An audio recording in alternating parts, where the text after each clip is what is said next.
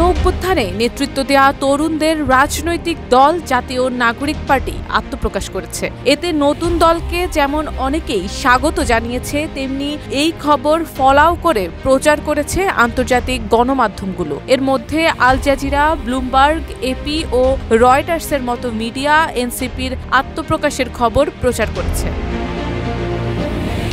নতুন দল নিয়ে রয়টার্স শিরোনাম করেছে, প্রধানমন্ত্রী হাসিনাকে ক্ষমতাচ্যুত করার পর রাজনৈতিক দল করল বাংলাদেশি শিক্ষার্থীরা। ব্লুমবার্গের শিরোনামে লেখা হয়েছে, বাংলাদেশের শিক্ষার্থীরা যারা হাসিনাকে ক্ষমতাচ্যুত করেছিল তারা নতুন রাজনৈতিক দল করেছে। ওই নিউজের ইন্ট্রোতে বলা হয়েছে, গত বছর শিক্ষার্থীদের নেতৃত্বাধীন গণঅভ্যুত্থানের প্রধান সংগঠকরা বাংলাদেশে একটি নতুন রাজনৈতিক দল গঠন করেছেন, যা দক্ষিণ এশিয়ার এই দেশে আসন্ন নির্বাচনে তীব্র প্রতিদ্বন্দ্বিতার ইঙ্গিত দিচ্ছে। দেশটিতে আগামী ডিসেম্বরের মধ্যে নির্বাচন অনুষ্ঠিত হওয়ার সম্ভাবনা রয়েছে। ব্লুমবার্গ আরও লেখেন, ন্যাশনাল সিটিজেন পার্টির নেতৃত্ব দেবেন নাহিদ ইসলাম। তিনি আন্দোলনকারীদের সংগঠিত করতে এবং বাংলাদেশের তৎকালীন প্রধানমন্ত্রীকে গত আগস্টে দেশ ত্যাগে বাধ্য করতে গুরুত্বপূর্ণ ভূমিকা রেখেছিলেন।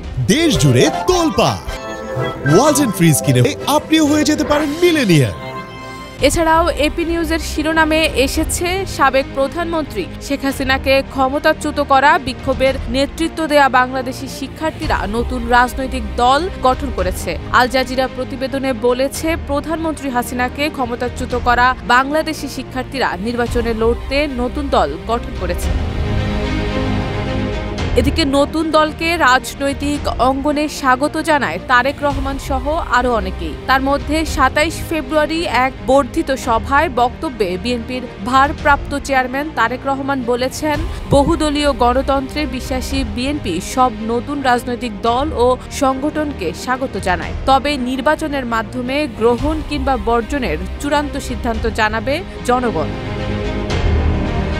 উল্লেখ্য, গত বছরের গণবিক্ষোভের মাধ্যমে প্রধানমন্ত্রী শেখ হাসিনাকে ক্ষমতাচ্যুত করা হয়। সেই গণবিক্ষোভের নেতৃত্ব দেয় বাংলাদেশের ছাত্র জনতা। সেই শিক্ষার্থীরাই এবার ন্যাশনাল সিটিজেন্স পার্টি নামে নতুন রাজনৈতিক দল গঠন করেছে, যা আগামী ১ বছরের মধ্যে অনুষ্ঠিত হতে যাওয়া জাতীয় নির্বাচনে অংশ নেবে।